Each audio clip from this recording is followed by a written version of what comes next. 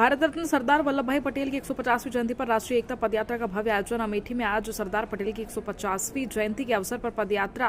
का भव्य आयोजन हुआ। पदयात्रा में प्रदेश सरकार के खाद्य एवं रसद नागरिक आपूर्ति मंत्री सतीश चंद्र शर्मा, भाजपा कार्यकर्ता, स्कूली बच्चे आदि ने हिस्सा लिया। पदयात्रा में शामिल होकर लोगों ने राष्ट्रीय एकता का संदेश भी दिया। वहीं आपको बता दें, बिहार की जीत का जिक्र करते हुए मंत्री सतीश चंद्र शर्मा ने बिना नाम लिए अखिलेश यादव पर निशाना साधा और उन्होंने कहा कि कुछ लोग उत्तर प्रदेश और बिहार दोनों जगह सरकार बनाने का सपना देखते थे। बिहार में भाजपा को भारी जीत मिली है। 2027 में यूपी में भी उनका सफाया तय है। स्थानीय स्तर पर आयोजन की अगर हम बात करें तो गौरीगंज कस्बे में ये भव्य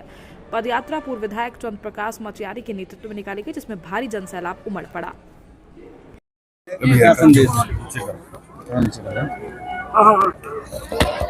आज जनपद अमेठी के अंतर्गत विधानसभा गौरीगंज में और जनपद मुख्यालय गौरीगंज में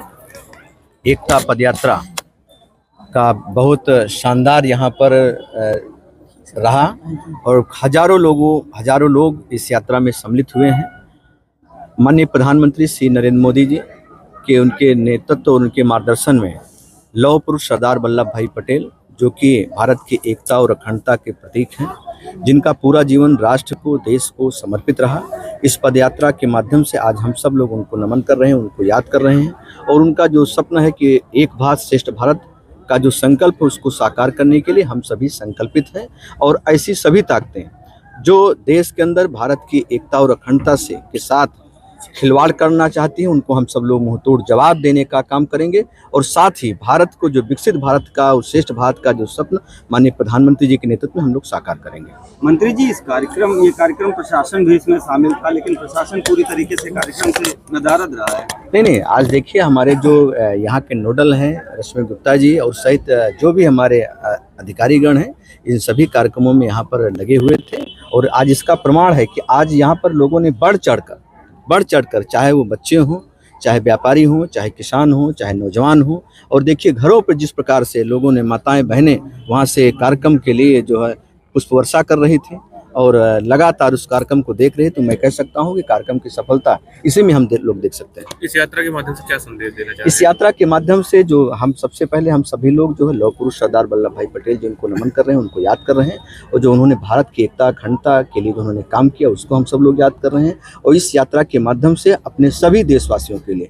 हम लोग अपील करना चाहते हैं कि राष्ट्र हित में, देश हित में, भारत को समृद्धशाली और एक भारत श्रेष्ठ भारत के निर्माण में, विकसित भारत के निर्माण में हम सब लोग मिलकर सहयोग करें और माननीय प्रधानमंत्री जी का जो विकसित भारत का 2047 का संकल्प है उसको मिलकर हम लोग साकार करें। बिहार की जीत को लेकर क्या कहेंगे? बिहार की जीत निश्चित ही एक बहुत बड़ी जीत, वहाँ की जनता जनार्दन के आशीर्वाद से माननीय प्रधानमंत्री जी पर अटूट भरोसा वहाँ की बिहार की जनता ने जताया है और मैं समझ सकता हूँ कि बिहार के अंदर जो पिछले 20 सालों के अंदर एनडीए के नेतृत्व में जो काम किए गए, वहाँ पर चाहे इंफ्रास्ट्रक्चर के क्षेत्र में काम हो, चाहे युवाओं को रोजगार देने का काम हो, चाहे बड़े वहाँ पर गरीब कल्याणकारी योजनाएं, चाहे किसानों को, महिलाओं को, माताओं को, युवाओं को जो देने का काम हो, उसी नाते वहाँ पर भरोसा लोगों का अटूट रहा एनडीए पर। और एनडीए का जिस तरीके से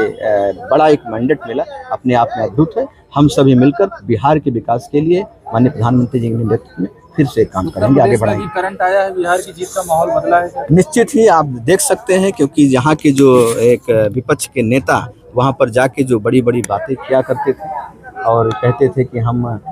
बिहार में भी बदलाव लाएंगे, उसके बाद यूपी में लेके आएंगे, उनका सपना चकनाचूर हुआ है। एक बार लोगों ने फिर से विकास पर भरोसा जताया है और कानून व्यवस्था पर, सरकार की, एनडीए पर भरोसा जताने का काम किया है। जिस प्रकार हम सब बिहार को जीते हैं, ठीक उसी प्रकार फिर से यूपी में भी बीजेपी की सरकार बनाने का काम करेंगे। एसआईआर को लेकर तमाम तरह की बातें विपक्ष कर रहा है, कैसे देख रहे हैं आप इसे? देखिए, एसआईआर एक तो बहुत महत्वपूर्ण है और चुनाव आयोग द्वारा जो लगातार पूरे 12 राज्यों में इसको लागू करने का काम चल रहा है, ये अपने आप में बहुत अच्छा है। मैं सभी से अपील करता हूं कि एसआईआर के माध्यम से आप सब लोग जुड़ें और जो बीएलओ जो आपके घरों तक फॉर्म लेकर पहुंच रहे हैं, उनको फॉर्म भर के उसको जमा कराने का काम करें। एसआईआर के माध्यम से जो डुप्लीकेसी, जो फेक कहीं ना कहीं वोट रहते थे, उसको हम लोग चुनाव आयोग उसको निकालने के लिए अपने ब्यूरो के माध्यम से काम कर रहा है। तो हम सभी मतदाताओं से अनुरोध करते हैं, अपील करते हैं कि SIR में जो समय अभी अपने जो नज़दीकी ब्यूरो हैं उनका सहयोग करने का काम करें और मतदान हमारा जो अधिकार है, लोकतंत्र में सबसे बड़ा अधिकार मतदान का, उसका पूरा अपनी एक सरकार के निर्माण में, अच्छी सरकार के निर्माण में जो देश के विकास के लिए संकल्पित है, उस मतदान के माध्यम से आप लोग आगे बढ़ें। देश के एक युवा नेता ने कहा है, जिस तरीके से दिल्ली में ब्लास्ट हुआ है, कि युवा अपने काम से और अपने ध्यान से भटक गया है। देखिए, जिस तरीके से माननीय प्रधानमंत्री जी के नेतृत्व में जो आतंकवाद को रोकने के लिए निरंतर काम हुए हैं और जो भी घटनाएं अभी जैसे कि बहुत ही दुर्भाग्यपूर्ण घटना दिल्ली में हुई और पूर्व में इससे पहले जो है पहलगाम में भी घटना हुई थी, तो सभी पूरे देशवासी दुखी हैं। लेकिन जिस तरीके से हमारे वीर सैनिकों ने अपने पराक्रम को दिखाया, पाकिस्तान की सीमा के 100 किलोमीटर अंदर जाकर ऑपरेशन सिंदूर के माध्यम से आतंकी कैंपों को जमींदोज करने का काम किया, वैसे ही दिल्ली के जिन्होंने ये ब्लास्ट करने का काम किया है, कोई भी बख्शा नहीं जाएगा। इसमें सम्मिलित लोगों को जो भी गुनाहगार होंगे उन पर कठोर कार्रवाई करने का काम होगा। समुदाय सामने आ रहा है मंत्री जी। देखिए, आप जिस तरीके से लोग